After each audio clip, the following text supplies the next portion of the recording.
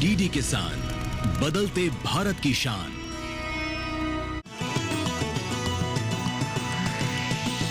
DD किसान, बदलते भारत की शान।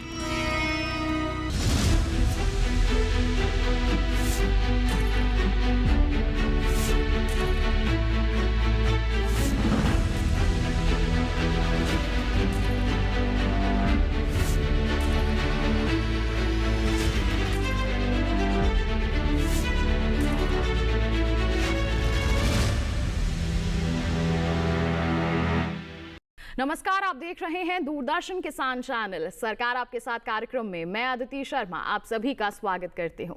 आज हम बात करने वाले हैं स्वच्छ भारत मिशन के बारे में। जी हां, एक ऐसा मिशन जो देश भर में स्वच्छता लाने के लिए कार्य कर रहा है। जी हां, देश भर में आमजन को जागरूक करने का प्रयास कर रहा है कि स्वच्छता को अपनाइए, देश को स्वच्छ बनाइए, पर्यावरण को बिल्कुल स्वस्थ बनाइए। जी हां, क्या है ये मिशन, किस तरह से इसके तहत कार्य होता है, जानने के लिए नजर डालते हैं योजना के सार पर।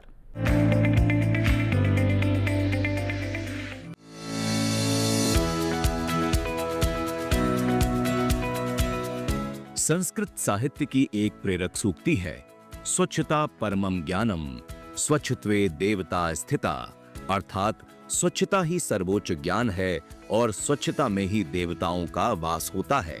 ये छोटी सी सूक्ति स्वच्छता के महत्व को बताने के लिए काफी है। भारत सरकार ने भी साफ सफाई की महत्ता को समझा और आज से लगभग 11 साल पहले देश भर में स्वच्छ भारत अभियान शुरू किया। ये विश्व का सबसे बड़ा जन नेतृत्व वाला स्वच्छता मिशन साबित हुआ, जिसका उद्देश्य सिर्फ सड़कों को ही साफ करना नहीं था, बल्कि आदतों को शुद्ध करना, मानसिकता को नया आकार देना और दैनिक जीवन में गरिमा को फिर से स्थापित करना भी था। चूंकि गांव और शहरों की जरूरतें और जीवन शैली में अंतर होता है, इसलिए स्वच्छता अभियान को 2 हिस्सों में बांटा गया है, स्वच्छ भारत अभियान ग्रामीण और स्वच्छ भारत अभियान शहरी। फिलहाल इस अभियान का दूसरा चरण जारी है। पहला चरण 2014 से 2019 तक रहा और दूसरा 2020-21 में शुरू हुआ, जो मार्च 2026 तक चलेगा। ग्रामीण मिशन के अंतर्गत पहले चरण के दौरान 100% स्वच्छता कवरेज हासिल कर लिया गया। इस बीच 6 लाख गांवों ने खुद को खुले में शौच यानी ओडीएफ मुक्त घोषित किया। दूसरे चरण में ठोस और तरल कचरा प्रबंधन को भी शामिल करके ओडीएफ प्लस का लक्ष्य निर्धारित किया गया। आंकड़े बताते हैं 26 अक्टूबर 2025 तक कि करीब 5,24,000 गांवों से ज्यादा में ठोस कचरा प्रबंधन और लगभग 5,38,000 गांवों से ज्यादा में तरल कचरा प्रबंधन का बंदोबस्त हो चुका है। इसकी वजह से 20,166 टन कचरे का उपचार करके खाद बनाई गई। इस खाद से बंजर जमीन को पुनर्जीवित करने में मदद मिलेगी। अभियान के अंतर्गत अब तक लगभग 12 करोड़ व्यक्तिगत शौचालय और 2.5 लाख से अधिक सामुदायिक स्वच्छता परिसर बनाए गए हैं, जो खुले में शौच के मामलों को कम करने में मददगार रहे हैं। इससे महिलाओं की सुरक्षा और सम्मान में भी बढ़ोतरी हुई है। विश्व स्वास्थ्य रिपोर्ट ने माना है कि इस बदलाव ने 5 साल से कम उम्र वाले लगभग 3 लाख बच्चों को खराब स्वच्छता के कारण होने वाली बीमारियों से बचाने में मदद की है।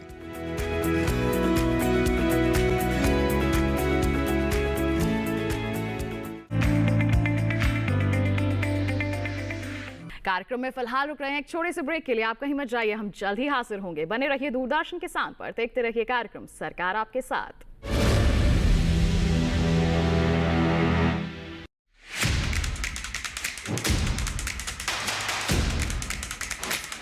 आज खास मुलाकात में खास शख्सियत हमारे साथ इस वक्त मौजूद हैं। उत्तराखंड सरकार के कृषि मंत्री श्री गणेश जोशी जी, हॉर्टिकल्चर की बात करें तो उत्तराखंड सरकार इस दिशा में क्या काम कर रही है? हॉर्टिकल्चर के क्षेत्र में मैं पूरे विश्वास के साथ कहना चाहता हूं, जिस प्रकार से नई तकनीक का हम प्रयोग कर रहे हैं, हम कश्मीर व हिमाचल के से हम आगे निकल जाएंगे। डिजिटल जो मिशन है उसको कैसे आगे बढ़ाया जा रहा है और प्रमुख लक्ष्य इसके कौन कौन से रखे गए? डिजिटल कृषि मिशन चल रहा है जो किसानों को नई तकनीक से सशक्त करने की दिशा में एक क्रांति है। खाद्य सुरक्षा के क्षेत्र में किस तरह से काम किया जा रहा है उत्तराखंड सरकार और आपका विभाग क्या काम कर रहे हैं? आज हमारी 18 से अधिक फसलों को जीआई टैग मिला है। किसान मजबूत होगा तो प्रदेश मजबूत होगा, देश मजबूत होगा। देखिए खास मुलाकात उत्तराखंड के कैबिनेट मंत्री श्री गणेश जोशी जी के साथ 2 नवंबर रविवार शाम 7 बजे सिर्फ दूरदर्शन किसान चैनल पर।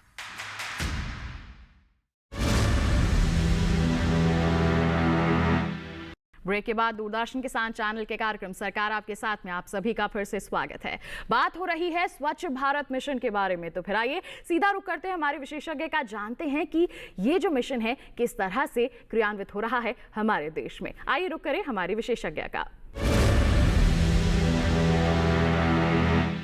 स्वच्छ भारत मिशन पर आज हम बात कर रहे हैं। जी हाँ, एक ऐसा मिशन जो कि स्वच्छता के लिए लाया गया है, देश भर को स्वच्छ बनाने के लिए, जिससे बहुत सारे हम कह सकते हैं सकारात्मक बदलाव हमें देखने को मिल सकते हैं और मिलते भी आ रहे हैं। आज इसी पर विस्तृत चर्चा करने के लिए हमारे साथ हमारी खास मेहमान उपस्थित हैं स्टूडियो में हमारे साथ। तो आइए सबसे पहले परिचय करवा देते हैं। हमारे साथ ऐश्वर्या सिंह जी भी उपस्थित हैं, जो भारतीय प्रशासनिक सेवा अधिकारी हैं, संयुक्त सचिव एवं मिशन निदेशक हैं, स्वच्छ भारत मिशन ग्रामीण पेयजल एवं स्वच्छता विभाग भारत सरकार में। मैम, आपका बहुत बहुत स्वागत है कार्यक्रम सरकार आपके साथ। धन्यवाद। तो आज हम बात कर रहे हैं यहाँ पर स्वच्छ भारत मिशन के बारे में। बहुत सालों से इसकी शुरुआत हो गई है, अभी का नहीं है ये मिशन। तो इसकी पहले शुरुआत से हम बात करना चाहेंगे, कब हुई थी, किस उद्देश्य के साथ हुई थी, इसके बारे में आप सबसे पहले तो बता दें, फिर हम इसके आगे की जो जर्नी रही है उसके बारे में बात करेंगे। स्वच्छ भारत मिशन की शुरुआत हम 15 अगस्त 2014 के माननीय प्रधानमंत्री जी के लाल किले की प्राचीर से दिए गए भाषण से देख सकते हैं, जब उन्होंने प्रधानमंत्री जी के स्तर से देश में स्वच्छता की बात करी, माताओं बहनों के खुले में शौच करने के प्रति आपत्ति जगाई, इसको स्कूलों में बच्चियों के लिए अलग शौचालय की व्यवस्था होने, उसका ड्रॉप आउट रेट पर असर होने जैसे विषय उठाए। और माननीय प्रधानमंत्री जी ने यह भी कहा कि स्वच्छता केवल सरकार का दायित्व ना होकर हर नागरिक का दायित्व है। इसका सफल कार्यान्वयन का जो रिजल्ट था वो हमें दिखा जब 2019 में हमारे ग्रामीण क्षेत्र में विलेजेस ने अपने को खुले में शौच से मुक्त घोषित किया। बिल्कुल, बहुत सारे हम कह सकते हैं कि गांव हमने देखे हैं जो खुले में शौच मुक्त हो चुके हैं, और हम ये किसी उपलब्धि से कम नहीं मानेंगे। तो देखिए, इस मिशन के तहत बहुत ही हम कह सकते हैं बेहतरीन काम होते आ रहे हैं, और आगे की भी यही योजनाएं लेकर के हमारे जो सरकार है वो आगे चल रही है। उद्देश्य अगर हम बात करते हैं तो क्या कहेंगे, क्या उद्देश्य रहे थे और किन किन में हमने उपलब्धि हासिल की है?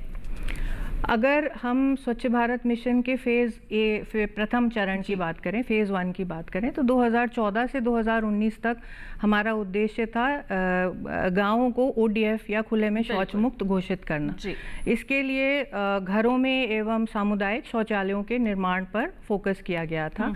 2019 में जब हमने ग्रामीण स्वच्छता कवरेज को 39% था लगभग 2014 में, उसको हम 100% लेकर आए, खुले में शौच मुक्त हुए, तो सवाल उठा कि अब आगे क्या। बिल्कुल, तब ध्यान केंद्रित किया गया ODF प्लस पर, जो कि उद्देश्य है स्वच्छ भारत मिशन ग्रामीण के फेज़ 2 का, जिसका क्रियान्वयन हम अब कर रहे हैं। बिल्कुल, तो ODF प्लस में हमारे जो कंपोनेंट्स होते हैं उसमें बेसिकली हम संपूर्ण स्वच्छता की बात कर रहे हैं, केवल शौचालय निर्माण पर न केंद्रित करके शौचालयों के निर्माण के साथ में एक खुले में शौच मुक्त जो स्टेटस है उस एक गांव का, उसको बरकरार रखते हुए ठोस एवं तरल अपशिष्ट प्रबंधन यानी solid and liquid waste management की समुचित व्यवस्था करना, दृश्य रूप से वह गांव स्वच्छ दिखे इस पर ध्यान केंद्रित करना, और इसके तहत हम विभिन्न प्रकार के कंपोनेंट्स पे काम करते हैं। ये एक मॉडल ODF प्लस गांव को एक तरह से डिफाइन किया गया है इस मिशन के दूसरे चरण में, जो हमारा एक उद्देश्य है। जैसे हम बात कर रहे हैं यहाँ पर कि हम बिल्कुल संपूर्ण स्वच्छता लेकर आए, तो इसमें किस तरह की चुनौतियां जो हैं वो हमारे सामने आ सकती हैं? हम संपूर्ण स्वच्छता की बात करते हैं और अपने दूसरे चरण के घटकों की बात करते हैं, तो एक जो चुनौती हमारे सामने आती है वो है व्यावहारिक परिवर्तन को बरकरार रखने की। जो जैसे माननीय प्रधानमंत्री जी अपने उद्घोषों में बोलते हैं कि एक राष्ट्र प्रथम की भावना, और हम राष्ट्र के नागरिक होने के नाते केवल अपने अधिकारों के बारे में ना सोचें, अपने दायित्वों के बारे में भी सोचें राष्ट्र के प्रति। तो स्वच्छता मेरा दायित्व है मेरे राष्ट्र के प्रति, मेरे घर की स्वच्छता ही नहीं, सामुदायिक स्वच्छता, जिले की, ग्राम की, राज्य स्तर की और अतः राष्ट्र की। एक ये जो व्यवहारिक परिवर्तन है, इस सोच को मैं अंदर लाऊं। रास्ते पे पड़ा हुआ कचरा मुझे कष्ट होना चाहिए, उसके बारे में मुझे विचार करना चाहिए। दूसरा एक चैलेंज जो मैं कह सकती हूँ वो है कि जो हम एसेट बनाते हैं, जो इंफ्रास्ट्रक्चर बन रहा है, उसका ऑपरेशन और मेंटेनेंस जो होता है उसको सुचारू रूप से उसका क्रियान्वयन चलते रहना चाहिए। वो कम्युनिटी सैनिटरी कॉम्प्लेक्स या एक प्लास्टिक वेस्ट का मैनेजमेंट जो यूनिट है, और उसकी एक सुचारू व्यवस्था आनी चाहिए। इसके लिए औचक स्तर पर नहीं, लेकिन एक संस्थागत तरीके से अगर एक पॉलिसी निर्धारण हो, जिसके लिए केंद्र सरकार की तरफ से हमारे विभाग ने राज्य सरकारों को भी प्रोत्साहित किया है अपनी ONM पॉलिसी लाने के लिए, एक ये है। तीसरा एक जो है उसे मैं चैलेंज नहीं कहूँगी, लेकिन ये एक बहुत महत्वपूर्ण भाग है कि जब हम ग्रामीण क्षेत्रों की बात करते हैं तो चाहे वो जब कचरा प्रबंधन की बात आती है तो कचरे का जो अमाउंट है वो उतना ज़्यादा नहीं होता जितना कि एक मेट्रो सिटी का होता है। तो उसके प्रबंधन के लिए भी स्केल ऑफ ऑपरेशन जो हम अंग्रेजी भाषा में कहते हैं कि उसका एक फाइनेंशियल फीजिबिलिटी होनी चाहिए उस मॉडल की जो प्रबंधन के लिए बनाया जाए। तो राज्यों को हमने यह सुविधा दी है अपने भौगोलिक परिस्थिति के हिसाब से, पॉपुलेशन के हिसाब से, गाँवों के सामंजस्य के हिसाब से इस तरह के प्रबंधन पर काम करें। इसको उचित रूप से लाना और इसको बनाए रखना भी एक बहुत महत्वपूर्ण कदम है इस अभियान की सफलता के लिए। बिल्कुल, तो हम यहाँ पर कह सकते हैं कि चुनौतियाँ हैं, लेकिन उनका सामना किया जाएगा और उनको कह सकते हैं हम कि दूर करके इस मिशन में सफलता जरूर हासिल की जाएगी। मैं ऐसा कहूँगी कि उनका सामना किया जा रहा है, हम सफलता की ओर बढ़ रहे हैं। बिल्कुल, तो जैसे आप यहाँ पर जिक्र कर रहे हैं कि ठोस और तरल कचरा जो प्रबंधन है उसका जो है मेन फोकस यहाँ पर किया गया है 2.0 में, तो इससे किस तरह के लाभ होंगे, इस पर क्या कहना चाहेंगे आप? कचरा किसी भी प्रकार का हो जो खुले में कचरा पड़ा रहता है, उससे हमें स्वास्थ्य और पर्यावरण दोनों पे हानिकारक असर होते हैं। खुले में अगर कचरा पड़ा है तो उससे जो वाटर बोर्न या वेक्टर बोर्न बीमारियां हैं, मलेरिया, टाइफॉइड, कॉलरा इत्यादि की एक दर बढ़ जाती है, चाहे वो ग्रामीण क्षेत्र में हो चाहे वो शहरी क्षेत्र में हो। उसी तरह से इसका प्रबंधन अगर उचित तरीके से नहीं हुआ तो इसका बहुत गहन असर हमारे पर्यावरण पर भी पड़ता है। इस वजह से जो स्वच्छ भारत मिशन के फेज 2 में ठोस और तरल कचरा प्रबंधन की व्यवस्था को एक बहुत बड़ा इसका अंग माना गया है। इसी चीज़ के महत्व को समझते हुए हम ये आगे लेकर आए हैं। बिल्कुल, तो देखिए ये सवाल आपसे पूछना इसलिए भी ज़रूरी था ताकि हमारे जो दर्शक हैं वो ये समझ सकें कि कचरा प्रबंधन कितना ज़रूरी हो जाता है। तो जैसे आप कह रहे हैं कि स्वास्थ्य के लिहाज से भी ये जो कदम है बहुत ही महत्वपूर्ण माना गया है, तो किस तरह से स्वास्थ्य के क्षेत्र में बेहतरी होगी, इसको लेकर क्या कहना चाहेंगे आप? जैसा मैंने अभी कहा, स्वास्थ्य के क्षेत्र में जब खुले में कचरा नहीं रहेगा, घरों से निकला हुआ अगर हम तरल कचरे की बात करें, ग्रे वाटर है हमारे रसोई घर का या बाथरूम का या कपड़े धोने का जो पानी है जो निकला, अगर उसका उचित प्रबंधन किया जाए, हम उसे किचन गार्डन में यूज़ करें या और जगह पे समुचित व्यवस्था करें, तो वह स्टैग्नेंट वाटर नहीं रहेगा, उसमें मच्छर इत्यादि की ब्रीडिंग नहीं होगी, उससे जनित जो बीमारियां हैं उनसे बचाव हो सकेगा। प्रिवेंटिव एक स्टेप है इसको।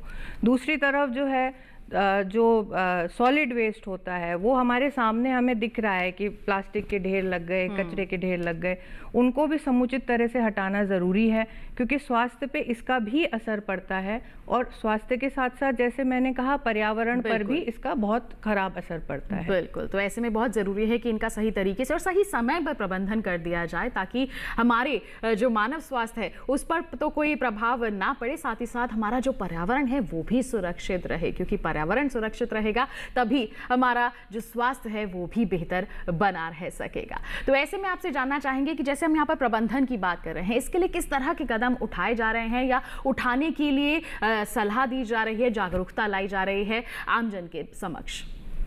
अगर हम ठोस सॉलिड वेस्ट मैनेजमेंट की बात करें तो उसको हम दो तरीके से देखते हैं। एक होता है बायोडिग्रेडेबल वेस्ट मैनेजमेंट, जो कि जैविक कचरा है। एक होता है non biodegradable waste management. Biodegradable में ज़्यादातर हमारे रसोई घर का या गौशाला से निकले हुए कचरे की बात होती है। उसको हम प्रबंधन करने के लिए घरों में हम कंपोस्ट पिट की व्यवस्था की बात करते हैं, या कि उसको सामुदायिक स्तर पर गोबरधन स्कीम के अंतर्गत उसको बायोगैस में परिवर्तित करने की बात करते हैं। नॉन बायोडिग्रेडेबल का एक मुख्य घटक होता है प्लास्टिक। विभिन्न प्रकार का प्लास्टिक है, single use and multi layer plastic. वो एक बहुत बड़ी समस्या के रूप में हमारे सामने आता है।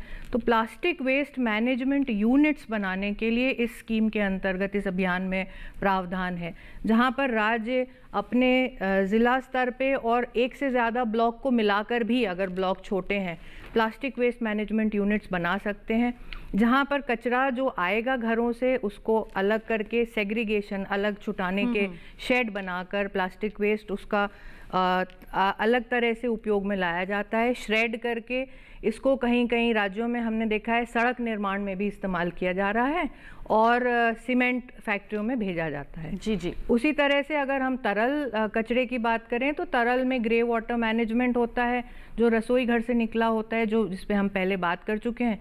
ब्लैक वाटर मैनेजमेंट वो है जो हमारे शौचालय से निकला हुआ है, जिसके लिए हम फीकल स्लज मैनेजमेंट की बात करते हैं। इसमें तीन तरह के त्रिस्तरीय स्ट्रैटेजी, 3 pronged अप्रोच होती है। जो हम स्वच्छ भारत मिशन में बात करते हैं, हमारे ट्विन पिट टॉयलेट्स बनते हैं। अगर ट्विन पिट टॉयलेट बना हुआ है, ट्विन पिट शौचालय बना हुआ है, 2 गड्ढे का शौचालय, तो वो उसी स्तर पर कचरा प्रबंधन हो जाता है। उसको समय समय पर खाली करके और उसका जैविक खाद में परिवर्तन होता है। जहाँ पर ये नहीं पॉसिबल है वहाँ पर हम क्लस्टर के रूप में इस तरह का अरेंजमेंट करने की राज्यों को प्रावधान देते हैं। जहाँ पर यह भी नहीं पॉसिबल हो पाता, वहाँ पर जो एक गांव हैं जो किसी अर्बन एरिया के समीप हैं या बॉर्डरिंग हैं, उनमें जाकर आप अर्बन रूरल लिंकेज को यूज़ करते हुए, को इस्तेमाल करते हुए भी इस ब्लैक वाटर मैनेजमेंट या फीकल स्लज मैनेजमेंट का प्रावधान कर सकते हैं, प्रबंधन कर सकते हैं। बिल्कुल, तो देखिए किस तरह से प्रबंधन किए जा सकते हैं, इसके बारे में हमारी विशेषज्ञ ने विस्तार से बताया है और हम कह सकते हैं कि सफलतापूर्वक कार्य हो रहा है और अब हम आमजन का भी ये दायित्व बनता है कि हम भी अपनी भागीदारी निभाएं और इस मिशन को सफल बनाने का ज़रूर प्रयास करें। अब आपसे जानना चाहेंगे कि हाल ही में स्वच्छता ही सेवा 2025 का समापन हुआ है, इसके बारे में आप क्या कहना चाहेंगे कि क्या है ये और इसका महत्व क्या है? आपने अभी जन भागीदारी की बात की, तो स्वच्छ भारत मिशन ग्रामीण या स्वच्छ भारत मिशन, चाहे वो शहरी हो या ग्रामीण, इसमें जन भागीदारी का बहुत बड़ा महत्व है। जन भागीदारी इसका मैं कह सकती हूँ एक फाउंडेशन स्टोन है, जिसके तहत हम अपने देश को आगे ले जाएंगे इस क्षेत्र में। स्वच्छता ही सेवा इसी मिशन का, इसी अभियान का एक एनुअल एक पखवाड़ा मनाया जाता है, एक उत्सव मनाया जाता है, जो कि सितंबर माह से 2 अक्टूबर तक चलता है। इसमें राज्य, ग्राम पंचायत स्तर पर, जिला स्तर पर विभिन्न तरह के आयोजन स्वच्छ भारत मिशन की टीमों द्वारा किए जाते हैं। इस साल स्वच्छता ही सेवा 2025 का जो हमारा थीम था वो स्वच्छोत्सव था, क्योंकि ये जो समय था ये इसमें कई उत्सव पड़ रहे थे। उन उत्सवों को भी किस तरह से स्वच्छता के संदेश को आगे बढ़ाने के लिए हम एक प्लेटफॉर्म की तरह यूज़ करें, उसको ध्यान में रखते हुए हमने स्वच्छता ही सेवा का पर्व मनाया। हम इसे अपना पर्व मानते हैं जी। इसके तहत हमने इस साल 5 कंपोनेंट्स रखे थे। एक जो हम कहते हैं एक क्लेanलीनेस टारगेट यूनिट या CTU जी, एक होल ऑफ गवर्नमेंट अप्रोच के तहत, जो कि माननीय प्रधानमंत्री जी का एक विजन है कि सरकार में साइलोज तोड़कर हम संग आकर राष्ट्र की प्रगति के लिए आगे बढ़ें। होल ऑफ विजन में सभी राज्यों में, सभी विभागों में, केंद्रीय स्तर पर इस स्वच्छता महोत्सव में कार्य किया गया। क्लेanलीनेस टारगेट यूनिट कोई एक जगह है जिसको आप आइडेंटिफाई करेंगे, उसकी स्वच्छता का जिम्मेदारी उठाएंगे, चाहे वो लॉन्ग टर्म, मिड टर्म या शॉर्ट टर्म में आप उसको क्रियान्वित करें। जी। दूसरा इसका घटक था क्लीन पब्लिक स्पेसेस। तीसरे में हमने बात की थी क्लेanलीनेस और हमारे जो स्वच्छ कर्मी होते हैं, स्वच्छता मित्र होते हैं, उनके प्रति भी हमारे जो दायित्व हैं, तो उनके लिए हम स्वास्थ्य एवं सुरक्षा शिविर किस तरह से करें, उत्सवों को कैसे इसमें यूज किया जाए, और स्वच्छ उत्सव की बात हुई। और आखिरी इसका जो एक घटक था वो ये था कि एक एडवोकेसी, कैसे हम इस संदेश को आगे ले जाएं, बच्चों में, युवाओं में इसको आगे बढ़ाएं। इस वर्ष स्वच्छता ही सेवा के अंतर्गत हमने माननीय जल शक्ति मंत्री श्री CR पाटिल जी के नेतृत्व में यमुना घाट के किनारे सफाई अभियान और श्रमदान किया था। मुझे शेयर करते हुए हर्ष हो रहा है कि लगभग 2.5 टन कचरा वहाँ से हम लोगों ने समयोजित तरीके से सफाई करी थी। इसमें अफसर और सभी श्रेणी के सभी हमारे डिपार्टमेंट के सहयोगी शामिल थे। बिल्कुल। तो जैसे हम यहाँ पर बात कर रहे हैं कि हमारे बहुत सारे जो गांव हैं ODF घोषित किए जा चुके हैं, तो अगर हम आंकड़ों की बात करते हैं तो उसको लेकर आप क्या कहना चाहेंगे? स्वच्छ भारत मिशन ग्रामीण के तहत आज की तारीख में अभी तक लगभग 5 लाख से ज़्यादा गाँवों में सॉलिड और लिक्विड वेस्ट मैनेजमेंट का प्रबंधन की व्यवस्था की जा चुकी है। अगर हम मॉडल ODF प्लस की बात करें, जो कि बाकी कंपोनेंट्स को भी लेके चलता है, तो करीब 4,83,000 से ज़्यादा गाँवों में मॉडल ODF ने अपने को मॉडल ODF डिक्लेयर कर दिया है और हम तेज़ी से इस गति में प्रगति कर रहे हैं। ऐसे में आप क्या संदेश देना चाहेंगे हमारे सभी दर्शकों को कि स्वच्छ भारत मिशन से जुड़कर वो किस तरह से अपना अहम योगदान दे सकते हैं? मेरी देश के प्रति जो जिम्मेदारी बनती है, राष्ट्र प्रथम सदैव प्रथम, उस भावना से हमें हर क्षेत्र में काम करना चाहिए। स्वच्छता का क्षेत्र एक बहुत ही महत्वपूर्ण क्षेत्र है। कल जब हम विकसित भारत बनने की बात करते हैं, 2047 तक विकसित भारत बनने के लक्ष्य की बात करते हैं, एक स्वच्छ भारत भी इस विकसित भारत का अंग है। स्वच्छता का उसमें बहुत बड़ा एक महत्वपूर्ण आयाम है और उस आयाम में हम सभी की एक भूमिका है। जैसे कि एक गिलहरी की भी राम जी ने देखी थी भूमिका और एक गिलहरी ने भी अपनी भूमिका निभाई थी, तो हम सबकी भूमिका है इस मिशन को कार्यान्वित करने की, इसको सफल बनाने की, अपने अपने स्तर पर। कोई भी स्तर छोटा नहीं है, कोई भी स्तर बड़ा नहीं है।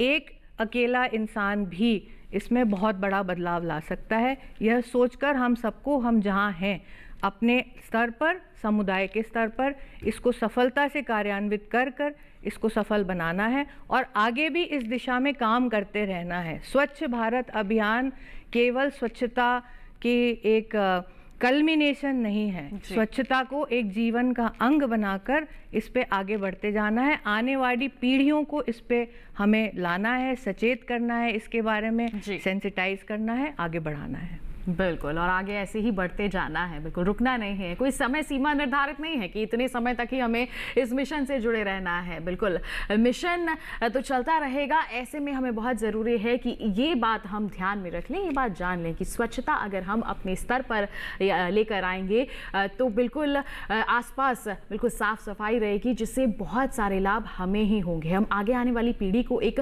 स्वच्छ देश देकर जाएंगे। तो ऐसे में बहुत ज़रूरी है कि हम इस बात को समझें, इस बात को जानें और खुद ही नहीं समझें बल्कि आसपास के लोगों को भी इसके प्रति जागरूक करें। हमारे देश की सरकार भी निरंतर प्रयास कर रही है इस मिशन को सफल बनाने के लिए। अब हम आम जन की ये जिम्मेदारी है, ये दायित्व है कि हम भी इससे जुड़ें और अपने स्तर पर एक योगदान देकर, चाहे छोटा सा ही सही योगदान देकर इसे सफल बनाएं और अपने देश को एक स्वच्छ देश बनाने में, उसकी तस्वीर को बदलने में एक भूमिका जरूर निभाएं। तो बिल्कुल बहुत ही महत्वपूर्ण जानकारियां आपने सभी के साथ साझा की हैं मैम, हमारे साथ हमारे दर्शकों को जागरूक किया है, उसके लिए आपका बहुत बहुत धन्यवाद। आप हमारे साथ यहाँ पर उपस्थित हुए, धन्यवाद आपका। धन्यवाद। तो किसान भाई बहनों, जाना आपने कि किस तरह से स्वच्छ भारत मिशन के तहत कार्य हो रहा है। जी हाँ, देश में स्वच्छता लाने के लिए, देश की तस्वीर को बदलने के लिए निरंतर प्रयास हो रहे हैं। अब हम सभी का दायित्व है कि हम भी अपना योगदान यहाँ पर जरूर दें और इस मिशन को सफल जरूर बनाएं। उम्मीद करते हैं आज के कार्यक्रम में दी गई जानकारियां आपके लिए लाभकारी साबित हुई होंगी। साथ ही आपको बता दें आज के लिए तो बस इतना ही, लेकिन आपके पास कोई सवाल है, कोई सुझाव है हमारे कार्यक्रम के लिए, हम तक जरूर पहुंचाइए। आप हमें ईमेल कर सकते हैं सरकार आपके साथ @gmail.com हमारी ईमेल आईडी है। आप फेसबुक पर जुड़ सकते हैं हमारे साथ, फेसबुक पर जाइए, हिंदी में टाइप कीजिए सरकार आपके साथ, आप वहां पर हमारा पेज खुलेगा, अपने सवाल या सुझाव पोस्ट कर सकते हैं। डीडी किसान कॉल सेंटर नंबर है 1800-113-060, जिस पर सोमवार से शनिवार सुबह 6 बजे से रात के 10 बजे तक कॉल करके आप अपने सवाल या सुझाव रिकॉर्ड करवा सकते हैं, जिन्हें हम कार्यक्रम में जरूर शामिल करेंगे। साथ ही बता दें, दोबारा देखना चाहते हैं आप हमारा ये कार्यक्रम, तो टीवी स्क्रीन पर दिखाए जा रहे इस QR कोड को स्कैन कर लीजिए, सीधा पहुंच जाएंगे हमारे YouTube चैनल पर और तमाम जो जानकारियां हैं आप पुनः हासिल कर सकते हैं। तो इसी वादे के साथ अगले अंक में फिर करेंगे आपको जागरूक किसी नई सरकारी योजना या फिर किसी नए मिशन के बारे में। तब तक के लिए हमें दीजिए इजाजत, लेकिन आप बने रहिए दूरदर्शन किसान पर। नमस्कार।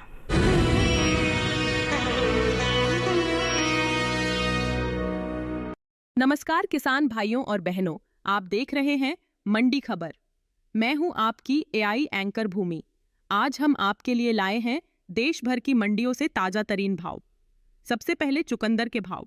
गुजरात की सूरत मंडी में चुकंदर का भाव रहा 2,500 रुपये प्रति क्विंटल।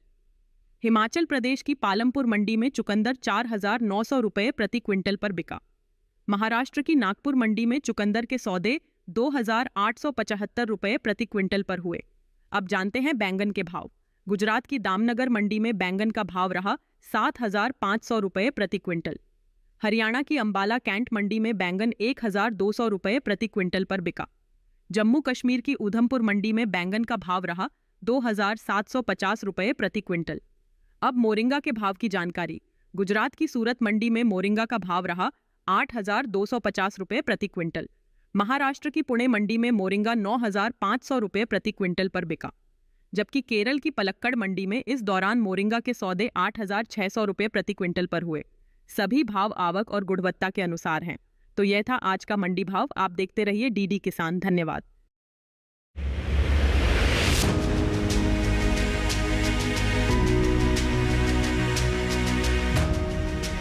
सर्दी की दस्तक के साथ पशुपालन में क्या करें बदलाव?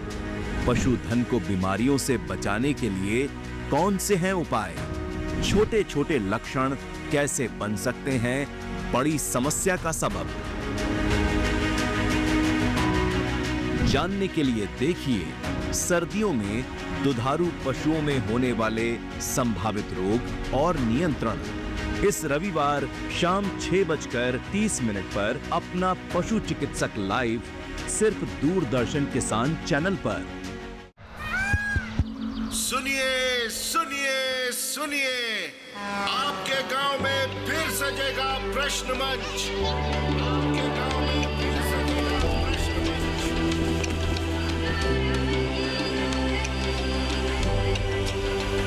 मिट्टी, मौसम, बीज, फसल, किसान को मिलेगी यहाँ हर सरकारी स्कीम की जानकारी। जो करके आएगा पूरी तैयारी, प्रश्न का उत्तर देकर बनेगा इनामधारी। मंच है तैयार, प्रश्न है तैयार, और आप? मैं भी हूँ तैयार। मैं हूँ तैयार। हाँ, मैं भी हूँ तैयार। मैं भी तैयार हूँ। किसान प्रश्न मंच में आपका स्वागत। किसान प्रश्न मंच सीजन 2 हर रविवार रात 8:30 बजे DD किसान पर।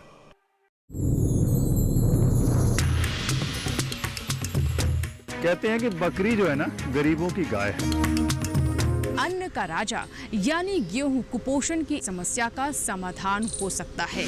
हमारे साथ श्रीनगर से एक किसान है जो केसर की खेती करते हैं। श्रीनगर के किसान पारंपरिक तौर पर नदरू की खेती करते आए हैं। आदरणीय प्रधानमंत्री श्री मोदी जी ने आपकी मन की बात पे जिक्र किया था, तब से आपको कितना फायदा हुआ? तब जाके बहुत सारे हमें फोन कॉल्स भी आती है, यहाँ से भी बाहर से भी। मोती की बात करें तो ज्योतिष में इसे चंद्र का रत्न माना जाता है। हम लोगों ने कल्चर्ड मोती जो हम टैंक में या तालाब में करेंगे, जिसको संवर्धित मोती बोलते हैं। इस फसल से महिलाओं का सशक्तिकरण भी हो रहा है। हम अपने पति के ऊपर कभी डिपेंडेंट भी नहीं हुई हूँ। काली हो जानी चाहिए। देखिए कार्यक्रम कृषि विशेष गुरुवार शाम 7 बजे और सोमवार से शुक्रवार सुबह 7 बजे सिर्फ दूरदर्शन किसान चैनल पर।